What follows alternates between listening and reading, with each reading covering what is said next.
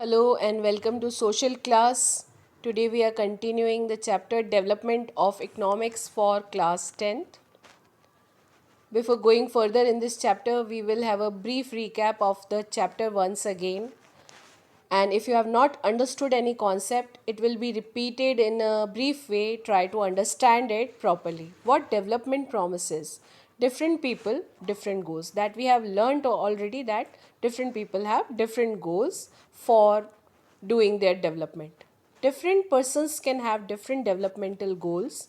Economic development applies to the all round development of the country. Here, the difference is given between economic development and a human's development. So, economic development implies to all round development of a country. It is measured by per capita income and national income, and if both the incomes increase, it means progress is there for in that country and it is considered developed. Whereas human development means the development of an individual in a way that he could lead a happy life and by fulfilling his various desires. If he is able to do all that, it means he is developing and progressing. Income and other goals are there of a person. Not only the income, there are other goals also as well. We have already read it that they have goals of security, freedom, respect, pollution free environment, and many more things which cannot be measured, but they are important as well as income. For development, people look at a mix of goals. These are the mix of goals.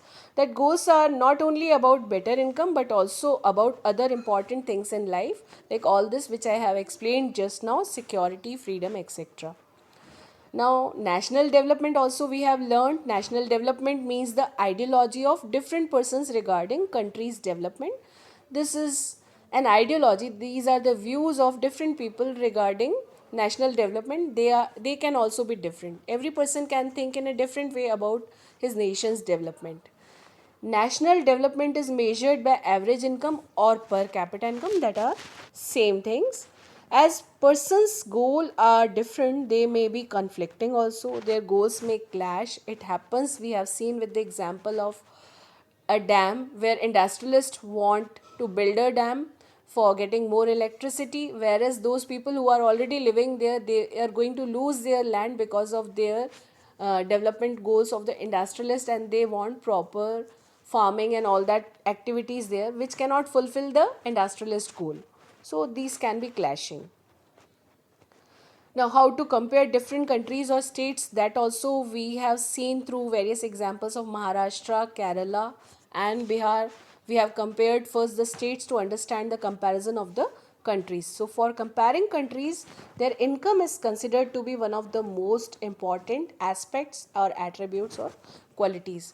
One of the, that means there are other aspects also in comparing the countries as well as income. Average income is the total income of the country divided by its total population. It is also called per capita income. The World Bank considers only the per capita income as the indicator of development.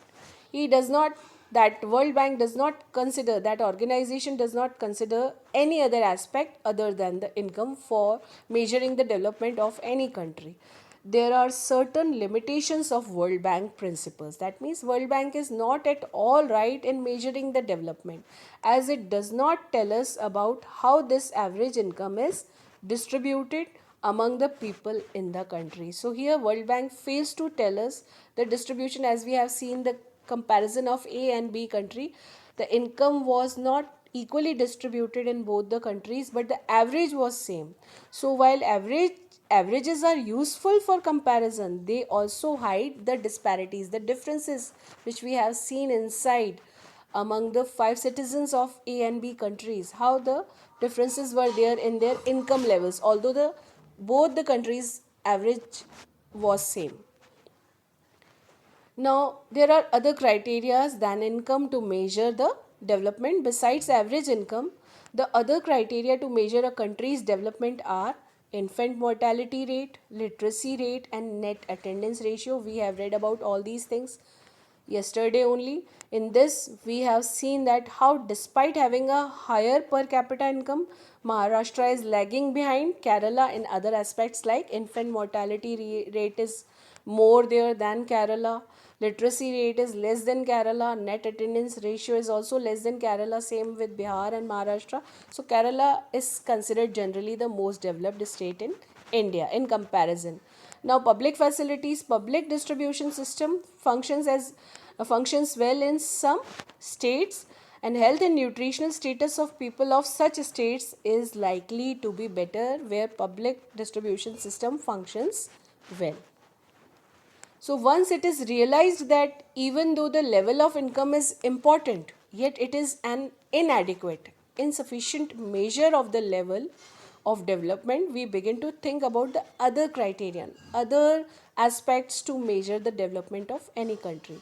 So what is the report of human development?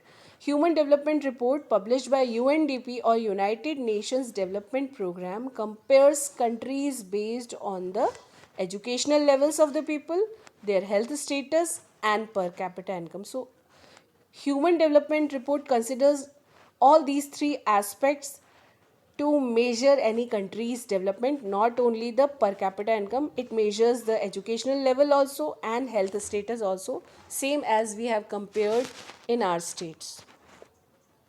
This is the data according to the Human Development Report of 2015, and regarding India and its neighboring countries, what is their rank according to HDI, Human Development Index. There are total 188 countries are compared in this index, and on different parameters like per capita income, which is given in dollars to understand all countries income level at the same place, life expectancy, how much a person's live on an average lives on an average in a country, and last is literacy rate of person in the country. So first, Sri Lanka's per capita income is better than all other countries. Life expectancy is more than other countries, and literacy rate is also highest, and rank is 73 among 188 countries. India, you can see, just half in per capita income than Sri Lanka. Life expectancy is less, and literacy rate is also very less, and rank is 131. Myanmar is lesser than India in per capita income, life expectancy, and literacy rate. Rank is 145. Pakistan is almost equal in per capita income. Life expectancy is also almost equal like Myanmar, and literacy rate is better than Myanmar. Rank is 147 then also. Nepal has just half per capita income, but life expectancy is better than India, and literacy rate is also not so less than India, and rank is 145. Then Bangladesh is with less per capita income, but life expectancy is on the second number in, among all these six countries, and literacy rate is also not so less than India. So there are a few concepts we have learned in this. HDI stands for Human Development Index. HDI ranks in about table are out of 188 countries in all. Life expectancy at birth denotes, as the name suggests, average expected length of life of a person at the time of birth. Per capita income is calculated in dollars for all countries so that it can be compared, and it is also done in a way so that every dollar would buy the same amount of goods and services in any country. So this is compared in dollars for ease for all the countries. So through this table we have understood many things which we are understanding further through following points. After the study of the table, we find it surprising that a small country in our neighborhood, Sri Lanka, is much ahead of India in every respect, and a big country like ours has such a low rank in the world.